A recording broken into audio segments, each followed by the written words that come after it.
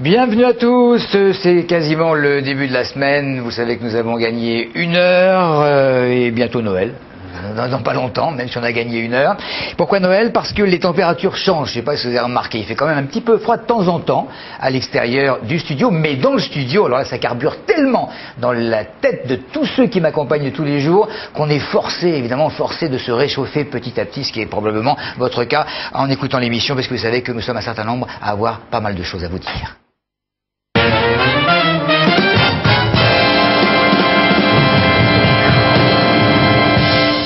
Et je vais vous présenter mes complices, à commencer par Martine Guégan. Bonsoir. Bonsoir Martine, ça va? Oui. Une association aujourd'hui? Oui, une association, le club Spirit of Solex. Pardon? Spirit of Solex. Spirit of Solex. Voilà. S-O-L-E-X. Oui, oui, oui. D'accord. Amélie Patéron. Bonsoir Patrick. Bonsoir. Moi je vous parle de Pierre Dandelot, un artiste peu connu en Essonne, qui à la base est parisien et qui est tombé amoureux de l'Essonne et qui est à la fois sculpteur, scientifique, zoologue, je vous en parle tout à l'heure. Oh là, il mesure 1m90, il est beau comme un dieu, j'ai vos petits yeux là, non, non. Je ne l'ai pas rencontré, il est mort. Ah mince. Elle est très bien celle-là. Pas mal. Il y a tout ça il n'y a pas longtemps. Lionel Roudot. Bah oui, il y a de quoi se marrer quand même. Moi je vais vous présenter quelques bouquins, je vous ai amené quelques livres aujourd'hui, évidemment pour vous parler de développement durable.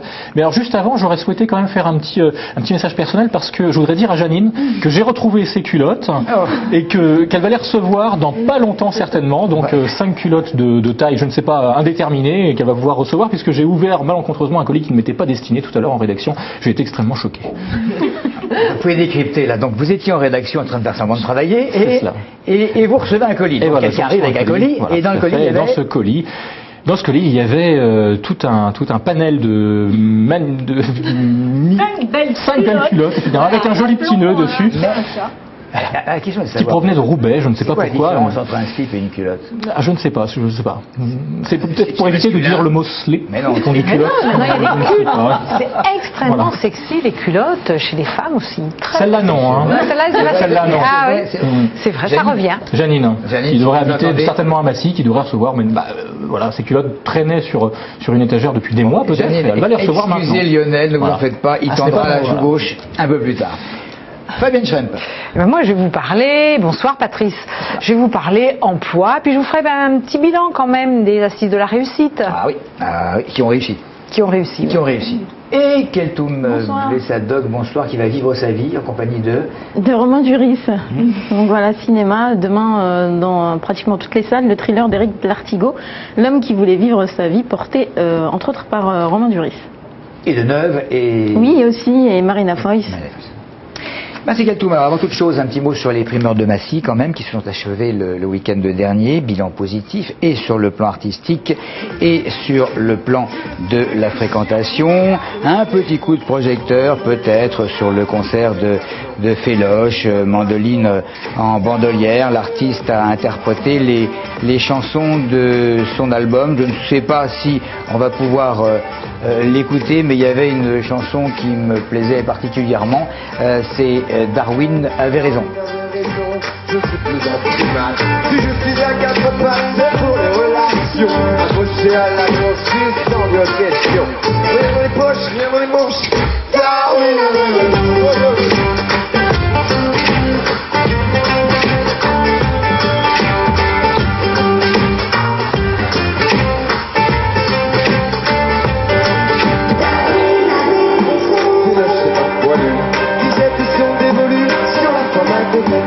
Hier j'étais plus bête, demain je serai moins bon. J'ai qu'une tête demain.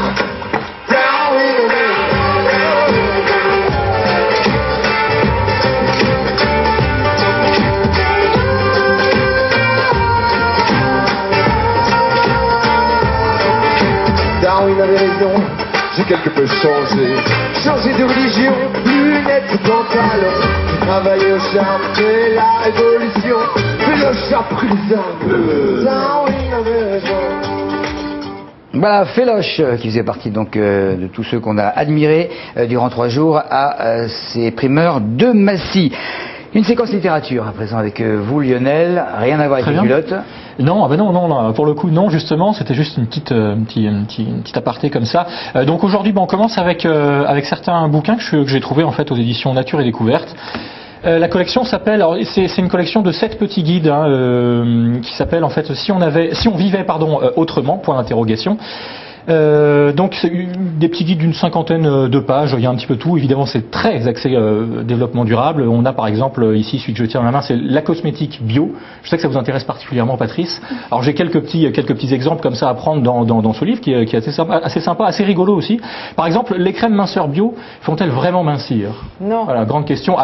C'est vrai qu'on le dit juste un petit peu après, s'il existait un remède miracle pour combattre ce phénomène naturel, ça se saurait. Évidemment, au moins ils ont le mérite de dire une certaine vérité. Ou alors pourquoi est-ce que les cosmétiques bio ne moussent-ils pas, ou alors peu? C'est vrai que ça intéresse évidemment tout le monde. Donc vous venez d'acheter un dentifrice bio à l'argile, la pâte est verte, déjà ça donne envie évidemment, et surtout elle ne mousse pas, c'est tout à fait normal, parce qu'en fait il n'y a pas d'agent moussant dedans comme ce qu'on peut avoir dans tous les produits classiques. Donc ça c'était, voilà, qu'est-ce qu'on a autrement dans la cosmétique bio? Voilà, les cosmétiques bio sont-ils meilleurs pour la santé de l'homme? Ah bah ils vont marquer oui. Alors la principale qualité des cosmétiques bio, c'est d'être biodégradables justement. Non. Donc qu'est-ce qu'on n'a pas dedans? Qu'est-ce qu'on trouve pas? On trouve pas de phtalates, on trouve pas de parabènes, de choses comme ça qui peuvent passer dans le sang, dont on parle assez souvent depuis quelques années. Donc voilà, il y a tout plein de petites idées. Enfin c'est assez sympa à lire. Ça peut d'ailleurs s'adresser aussi aux jeunes, aux enfants.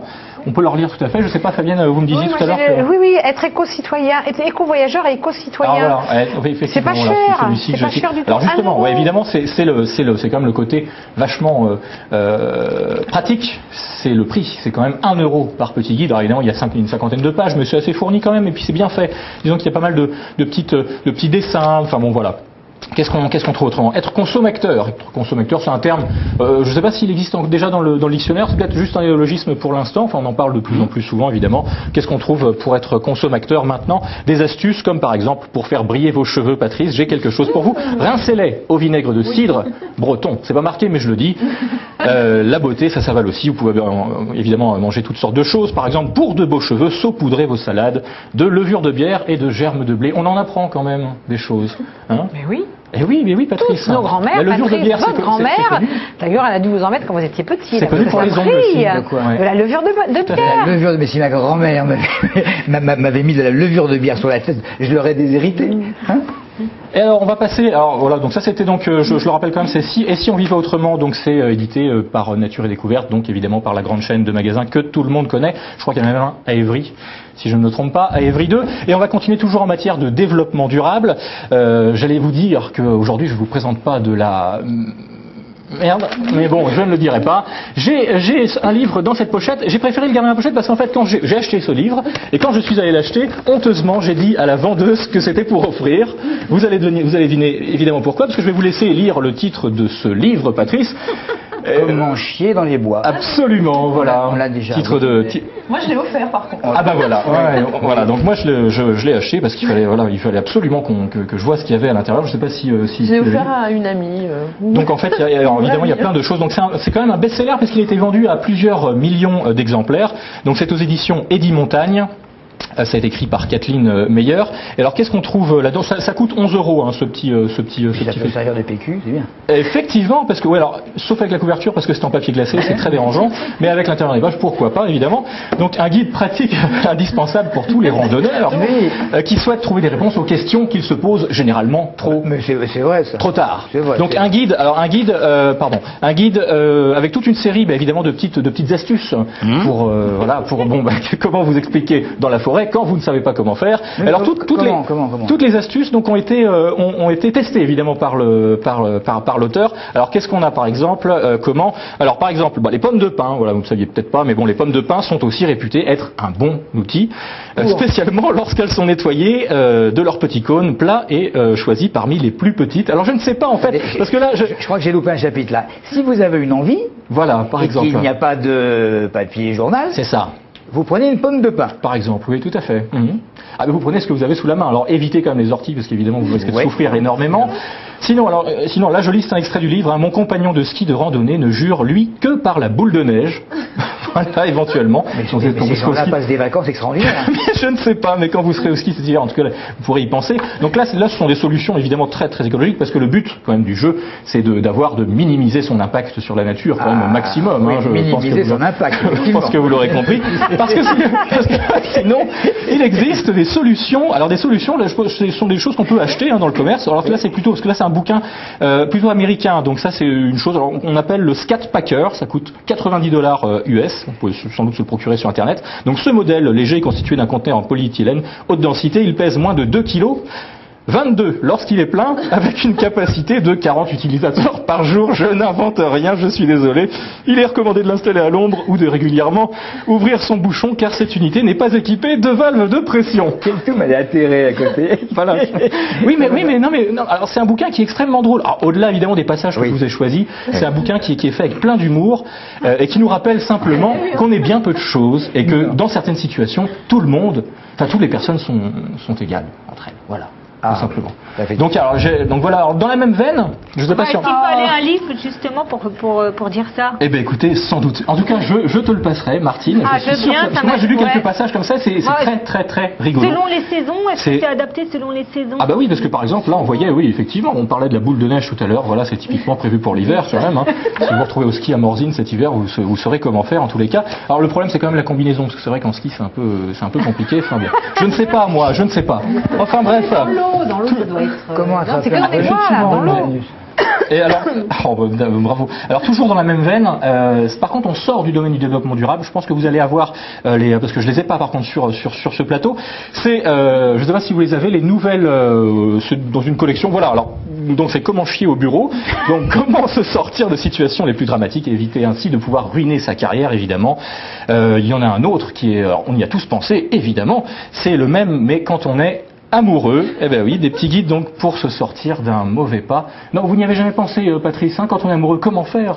Il y a des questions extrêmement compliquées, il faut pouvoir les résoudre. Généralement, faut aller ailleurs. Donc ça coûte, voilà, par exemple, eh ben ça fait partie du livre, évidemment. Et on donc a besoin d'un livre pour ça coûte 9 €. Je ne sais pas. Ouais. En tous les cas, ces petits livres-là qu'on vient de voir à la fin coûtent 9 €, donc je ne sais pas si ça vaut la peine d'y mettre ces 9 €. En tous les cas, moi je pense que pour 11 €, celui-ci, il est pas mal. Vraiment chouette. Et puis dans 11 €, dans la forêt. Voilà. Il faut l'avoir sur soi quand on part en randonnée. Voilà. Dans 11 €, il y a 2 billets de 5, c'est du papier. Oui, pourquoi pas. Voilà, c'était aux éditions Le Duc, les deux derniers que je vous ai montrés. Voilà, j'espère que ça vous a fait plaisir. Cette chronique, Patrice, Lionel, on a appris qui sort de l'ordinaire. plein de choses. Mais j'espère. Franchement. Eh ben, ça me... franchement, là, le bio, ça me... Ça ravive Ça une me flamme. conforte, hein, voilà. Ça me conforte Très dans bien. le fait que ça sert énormément en ce moment. Très bien. Alors, pour ceux qui ne pourraient pas regarder le JT, c'est évidemment plus sérieux. En voici les grandes lignes.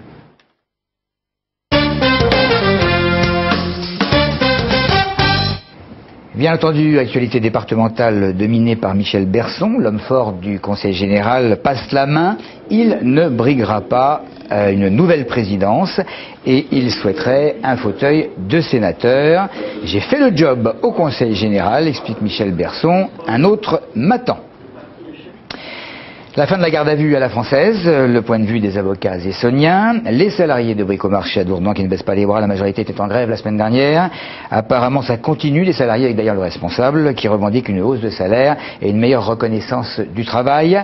Un coup d'œil sur le moyen de combler les manques d'une commune en matière de santé, le cabinet médical avec généralistes et infirmiers en attendant les kinés, ouverture de l'établissement à Fleury-Mérogis, le probable réexamen du titre de séjour d'Agathe Abiyarimana. Bon, eh ben, j'ai prononcé quand même mieux. Hein.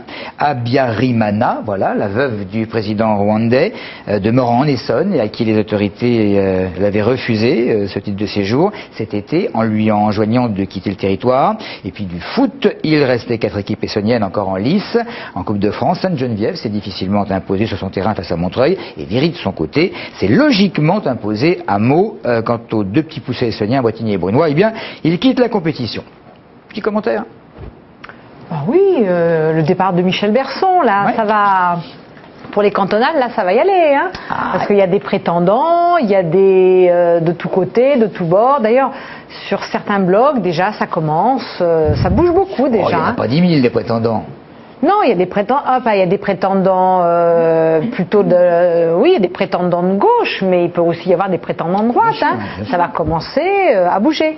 Puis moi, j'ai une affection pour Michel Berson. C'était le premier président. C'est toujours. C'est toujours, mais premier président du Conseil national des missions locales. Donc Oui. sur l'insertion des jeunes et de la jeunesse, il était, il était et il va peut-être revenir près de nous, hein, parce que s'il devient sénateur, justement, par rapport aux lois, il pourra avoir son mot à dire.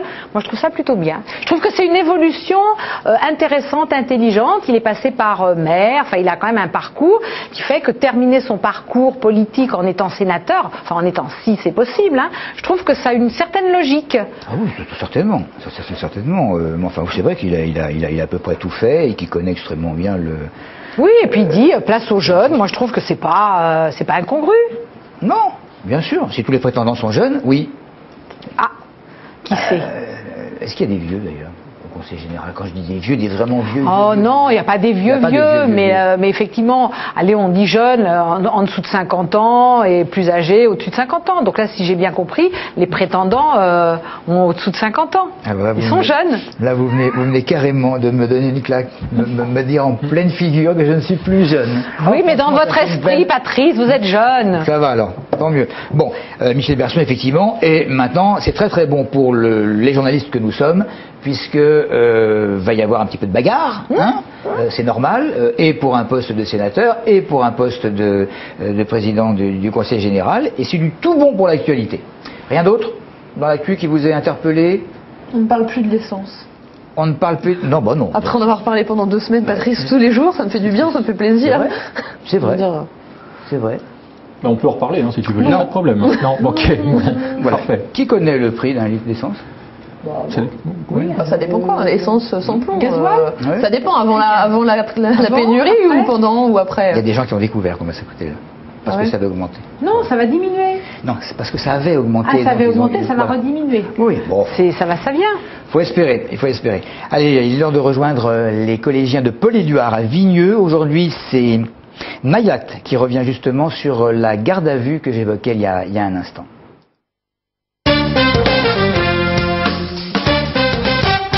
Aujourd'hui, je vais vous parler d'un homme qui a porté plainte contre un policier. C'est qui cet homme? C'est quoi son histoire? Cet homme, c'est Patrick Levener. Et l'histoire, elle date de 1997. Sa belle-sœur, elle a porté plainte que Patrick lui avait violée. Et alors, il s'est passé quoi à l'époque? Il est parti en prison, 4 mois. Et il y a un policier qui lui a mis la pression pour qu'il avoue qu'il a violé sa belle-sœur. Mais il n'avait pas violé sa belle-sœur. Et donc, il était obligé d'avouer qu'il avait violé car il devait soit avouer ou soit sa femme parte en prison. Aujourd'hui, qu'est-ce qu'il fait? Il porte plainte contre le policier. Pour qu'il porte plainte, comment sa garde à vue elle a dû se dérouler? Mal. Raconte-moi comment t'imagines ça. Je pense qu'une garde à vue, il n'a pas le droit de boire, ils sont en train de parler entre eux et il a des menottes. Je pense pas qu'il peut dormir, mais les coups de téléphone, je crois que si, peut-être. Je pense pas qu'il mange. Comment tu te sens face au policier comme ça qui cherche à ce que tu avoues quelque chose que finalement tu n'as pas fait? Mal. Stressé. Tu penses que c'est lié qu'à ce policier ou ça aurait été un autre, ça aurait été pareil? Je crois que ça serait pareil. En France, en garde à vue, l'avocat n'est pas toujours présent aux côtés de son client. Dans d'autres pays européens, l'avocat est toujours là. Donc la France, au niveau de l'Europe, c'est le mauvais élève. T'en penses quoi? Je trouve qu'ils peuvent faire comme les gens qui ont les avocats directement. C'est rassurant. Ça permet que le policier réagit pas mal et que la personne aussi qui réagit pas mal. Voilà, il y a un autre collégien, ou une collégienne bien sûr, avec un autre sujet d'actualité. Demain, même heure. Martine, alors une association Tu peux prendre mon liée... livre, Martine, s'il te plaît? Oh. Ah, mais il y a des Qu'est-ce qu'il y a comme passages, livre franchement, Oui.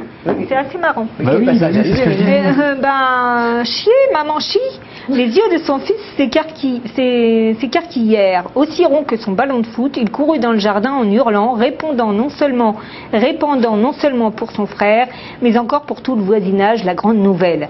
Maman chie. C'est terrible. C'est beau. C'est terrible. Il y a de la poésie dans ce que vous venez de dire, Martine. Mauvais. C'est terrible. Mais bon, Voilà. Ouais, il fait déjà on parlait de Noël tout à l'heure, Lionel, c'est ce qu'il vous reste à faire. Petit cadeau pour Martine. Hein. Alors, Martine, vous avez parlé d'une association qui est liée à un petit moyen de locomotion qui m'a donné mes premiers espaces de liberté à une certaine époque, même s'il n'allait pas très vite. Alors oui, je vais vous parler du Solex, en fait une association basée à Bretigny qui s'appelle Spirit of Solex, créée en 2006. Et voilà, une association sympathique. On a été leur rendre visite, faire une petite balade avec eux. On va regarder le reportage. Si ça n'a pas été sympathique, on ne serait pas allé. On n'y serait peut-être pas resté aussi longtemps. Ah d'accord. Voilà, c'est un reportage qui dure un petit peu, quoi.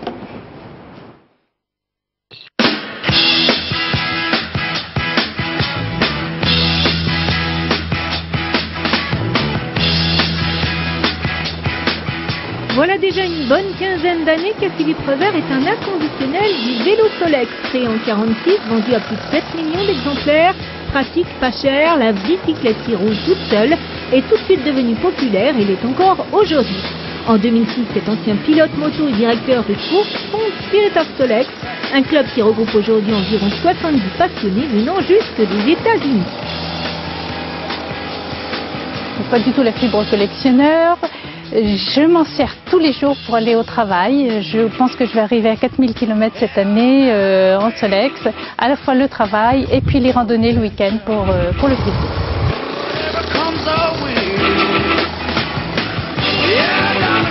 J'ai commencé en récupérant la machine de mon grand-père. Cette machine-là m'a donné goût, j'ai récupéré... À l'époque, c'était assez facile d'avoir des machines, parce que les gens ne s'intéressaient plus à ce genre de cyclomoteur. Et donc, j'en ai accumulé quelques-uns. Et il y a une bonne dizaine d'années, j'ai eu l'occasion d'acheter une grange en Bourgogne, et ce qui m'a permis d'avoir de la place pour les réparer et d'en rajouter. Donc, oui, une bonne cinquantaine maintenant. Tous ces mordus de Solex se retrouvent régulièrement dans des ateliers mécaniques, des expositions, des balades et même des compétitions. Chaque année, le club engage 5 à 6 équipages aux 24 heures Solex de midi.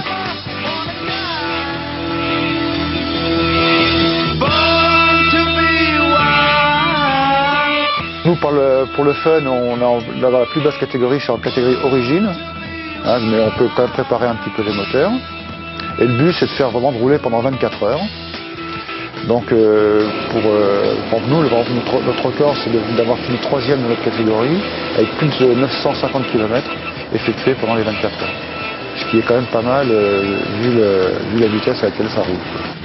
Objets de collection, moyens de transport, engins de compétition, quelle que soit l'utilisation qu'en font les membres de cette association, tous partagent sans se prendre au sérieux la même bonne humeur. En tant qu'ancien pilote de course moto et directeur de course, c'est vrai que j'ai un parcours un peu lié à la vitesse. Mais en fait, pour moi, le vrai plaisir, c'était de rouler en deux roues. C'est-à-dire de rouler. Parce qu'en fait, c'est pas forcément la vitesse le plaisir, c'est d'avoir le vent dans la figure, être entre copains, copines, s'arrêter, voir des beaux paysages. Et puis voilà quoi, c'est simple.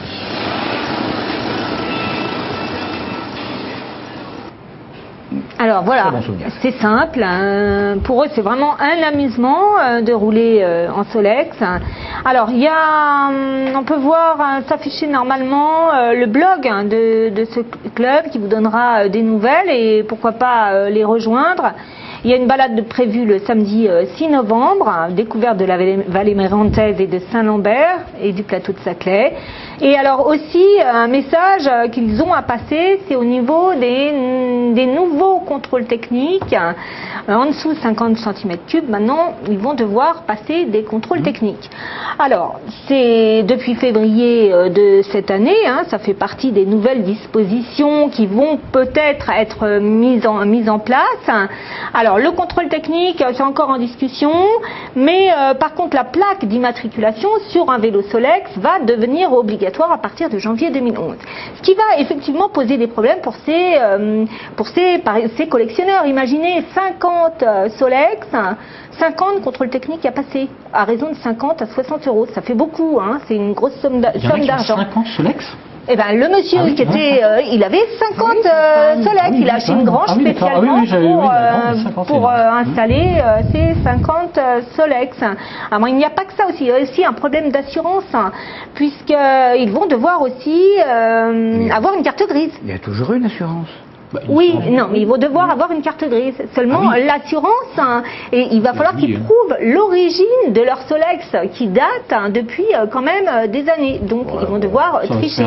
Mais seulement sur ce contrôle technique, sur cette carte grise, la date de première mise en circulation, c'est quoi? Ça va être à la date où effectivement ils vont avoir cette première mise en circulation. C'est marrant, ça. Voilà, donc ça va effectivement poser problème pour l'assurance.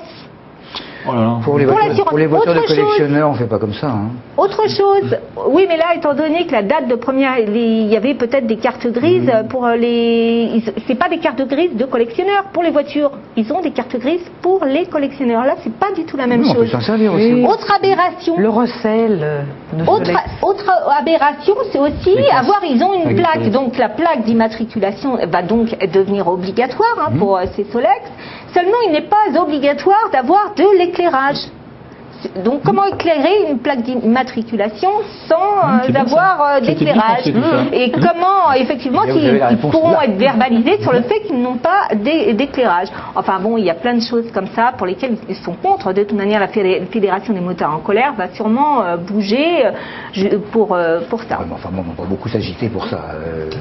Écoutez, attendez, 50 contrôles techniques à raison de 50-60 euros, alors qu'au départ, ce sont des Solex récupérés un peu partout, moyennant quelques euros. Non, c'est vrai. Non, mais je veux dire que la fédération a des chats plus importants. Ah non, mais ils commencent déjà. Ils commencent déjà à se mobiliser pour ça, parce que pour eux aussi, ce n'est pas normal, en dessous de 50 cm3, d'avoir un contrôle technique, une carte grise, etc. Mais voilà la prochaine manifestation. Beaucoup de choses. Voilà la prochaine manifestation. Merci. C'est tout pour le Solex? C'est tout. Moi, j'étais très amoureuse de mon Solex. Vous étiez amoureuse de Solex? J'avais un Solex flash, comme le monsieur là. Il allait plus vite que les autres Solex, mais j'étais très fière de mon Solex. D'abord parce que je pouvais regarder, je passais dans la forêt, je pouvais regarder les arbres, batifoler, et je trouvais ça extrêmement sympathique. Moi, je vais vous dire, franchement, j'étais pas du tout admiratif des Solex flash, parce qu'il n'y avait pas les deux coucougnettes là devant, là, le truc là. Mais justement. Voilà, les garçons. Mais moi, j'étais Solex Flash, donc j'allais plus vite que les Solex avec les coucougnettes. J'étais très contente, voilà. Allez, on va passer au cinéma. Elle est définitivement atterrée, mais elle se dit, mais qu'est-ce que j'ai fait pour venir aujourd'hui? Non, mais je suis d'accord avec toi. Allez, l'homme qui voulait vivre sa vie. On va parler d'un thriller français réalisé par Éric Lartigot. C'est son 4e long métrage après Mais qui a tué Pamela Rose? Un ticket pour l'espace avec Cadet Olivier pour les deux, et l'excellent Prête-moi ta main avec Alain Chabat et Charlotte Gainsbourg. Alors c'est l'adaptation du roman de Douglas Kennedy qui est sorti en 98, et voilà, il a eu pas mal de propositions pour son roman, pour l'adaptation de ce roman. Il a même écrit un scénario lui-même, mais il n'était pas, il n'a pas aimé ce qu'il a fait, donc finalement. Ils ont donné, il a abandonné le projet. À l'affiche de ce film, on retrouve Romain Duris, Catherine Deneuve, Marina Foïs qui est la compagne du réalisateur et qu'on avait vu dans Mais qui a tué Pamela Rose ou encore Un ticket pour l'espace, et l'actrice serbe Branka Katic, alors je ne sais pas si je prononce très bien, qu'on a vu dans le film de Michael Mann, Public Enemies, et dans le film d'Emir Kusturica, ou encore Fatih Akin. Je vous propose tout de suite de regarder le film annonce de l'homme qui voulait vivre sa vie.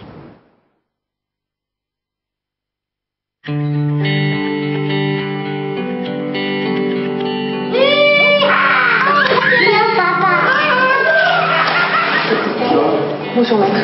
Pourquoi tu pars pas avec Sarah? Tu peux prendre quelques jours. Il va falloir aussi que tu te fasses à l'idée de reprendre la boîte, Paul. Comment tu me traites, Sarah? Je suis pas ton ennemi. Hein. Paul, c'est fini. T'as quelqu'un? C'est ça? C'est pas facile pour moi non plus. Attends. Mais je reviendrai pas sur ma décision.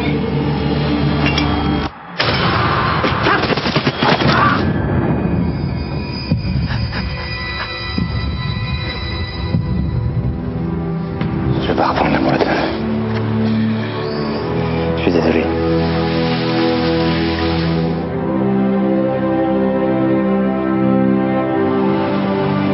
Tiens. Allez.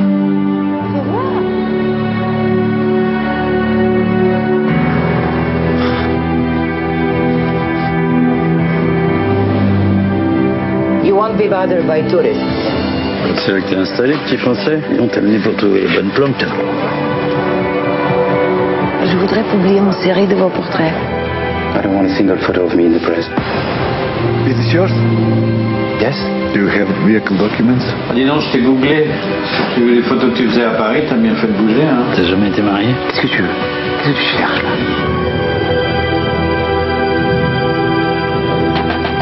Grégoire Kremer, follow me. Et pourquoi t'es parti sans rien? T'as même pas de photos?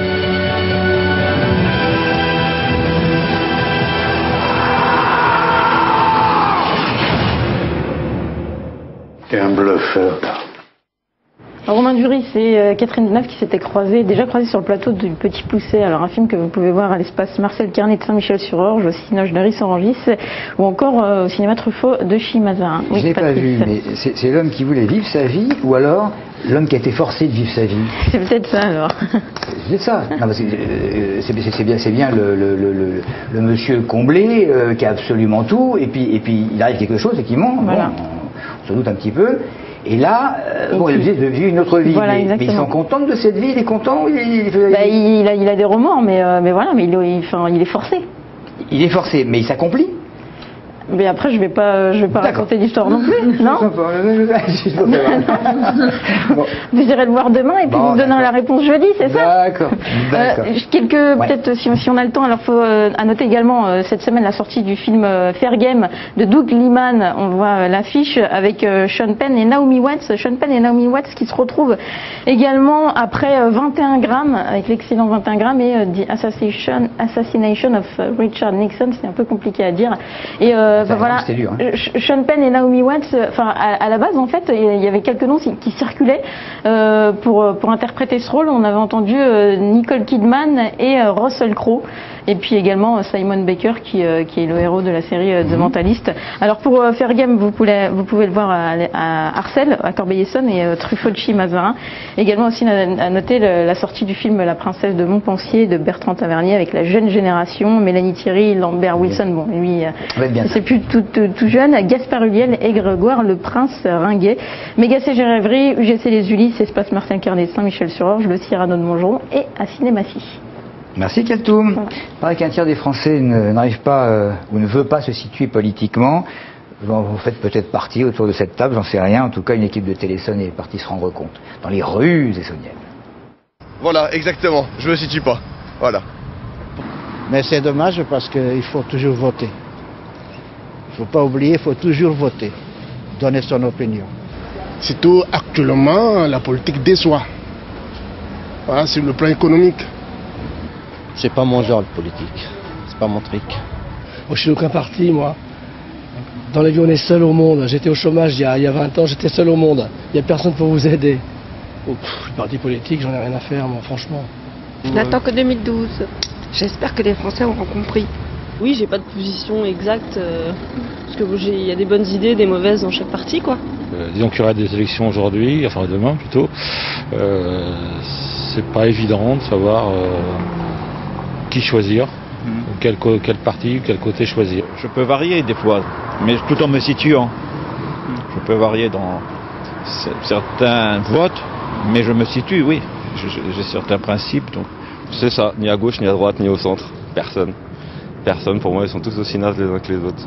Donc voilà, je suis fier de ne pas voter. Oula! je suis fier de ne pas voter.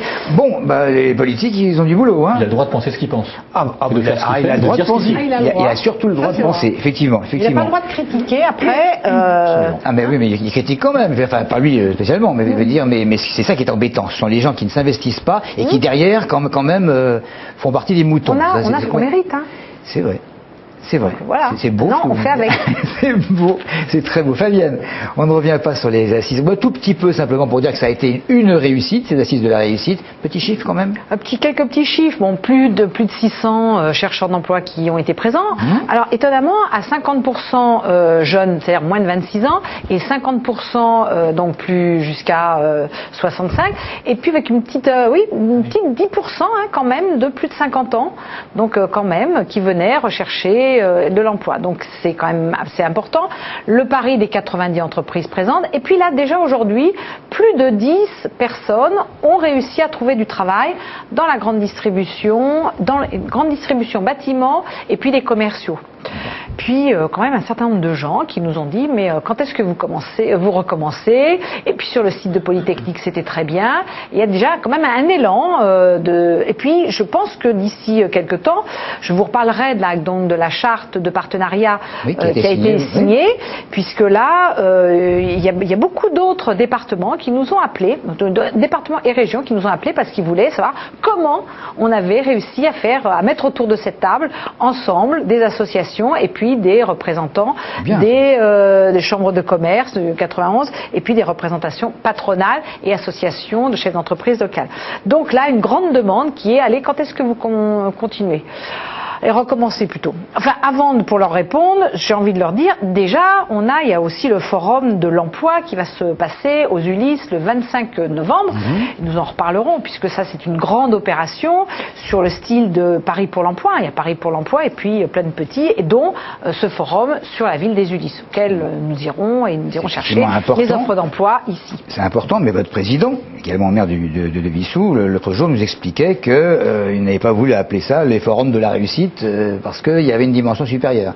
Oui, c'est important. Enfin, nous, on aime bien à la fois positionner l'emploi, mais aussi tout ce qui est autour de l'emploi, parce que c'est vrai qu'on s'aperçoit qu'il y a des gens qui, certes, il y a toujours une dichotomie très souvent entre je trouve un emploi, mais j'ai pas ce qu'il faut pour me loger, ou j'ai des enfants, j'ai pas de garde d'enfants, ou j'ai un problème de voiture. Alors effectivement, si on pouvait tous avoir des Solex pour aller travailler à côté, ça serait parfait. Mais c'est pas tout à fait comme ça que ça se passe. Donc cette cohabitation à la fois du côté un peu social au sens noble du terme et de l'emploi nous semble nous extrêmement important. Ok, quelques offres. Alors quelques offres. Alors d'abord le groupe Casino qui a un nouveau slogan, nourrir un monde de diversité. C'est beau quand même. Qui recrute des étudiants des métiers, surtout sur les métiers boucher, boulanger, pâtissier, charcutier, traiteur, poissonnier, avec un engagement, avec un diplôme reconnu. Donc passage de l'apprentissage CAP ou BEP pour ensuite avoir un contrat de travail à durée indéterminée. Moi j'aime bien quand il y a ce côté alternance, parce qu'il y a à la fois le côté entreprise et le côté formation, et puis le côté être reconnu avec un diplôme et être embauché soit à l'intérieur d'une entreprise du groupe Casino, ou alors prendre en franchise un petit commerce. Ça fonctionne de mieux en mieux, les petits commerces Casino, parce que c'est du service, c'est ouvert tard le soir, c'est livré à domicile, il y a de la proximité, et moi j'aime bien quand il y a de la proximité. Donc voilà. Trois autres. Une entreprise spécialisée dans le montage d'événements qui recrute des CDI de techniciens. Alors attention, le travail s'effectue souvent la nuit, à la fermeture, puisqu'il faut démonter ou monter, puisque c'est des montages d'événements. Il faut être enthousiaste, dynamique. Alors évidemment, on est sous l'autorité d'un chef d'équipe et il faut être quand même assez carré, costaud, parce qu'il y a des échelles, il y a des escabeaux. Donc enthousiasme, qui possède le permis B, tarif horaire 10,70 € net. Okay. Préparateur de commandes sur toutes les plateformes logistiques, Nord-Essonne, Sud-Essonne. On prépare les commandes, on vérifie la conformité de la livraison et on achemine les colis en zone d'expédition ou de production suivant les règles d'hygiène, de sécurité et les conditions de délai. Travail en équipe, effectivement, les 3-8 ou les 2-8. Travail samedi et dimanche, horaire, 9,02 € avec des primes. Puis une toute petite dernière, dans le sud de l'Essonne, des employés polyvalents dans le cadre de la restauration. Alors là, c'est du CDD, du CDI, du temps plein ou du temps partiel. Merci Fabienne, plein de choses. On va terminer avec vous Amélie, votre expo alors. Bah écoutez, moi je vais vous parler de Pierre Dandelot, un artiste peu connu, artiste parisien, qui en fait est tombé amoureux de la vallée d'Hyères, qui a acheté une maison à Hyères il y a plusieurs décennies, et d'où le lien avec l'Essonne. Et sa fille en fait a fait don de toute l'œuvre, sa fille qui vit aujourd'hui à l'étranger a fait don de toute l'œuvre de son père au musée de Brunoy, car le musée de Brunoy était tout bêtement le plus proche musée de la ville de Hyères où résidait son papa. Donc la donation concerne des dessins, des sculptures en plâtre, en bronze, voilà, tout plein de choses. Moi je me suis rendue là-bas, je vous propose de voir le petit reportage et puis on en reparle juste après. Hein.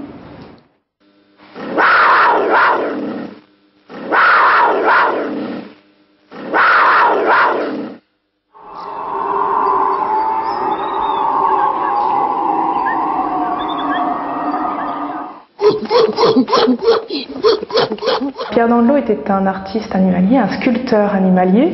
Il était professeur aux arts décoratifs pendant une trentaine d'années.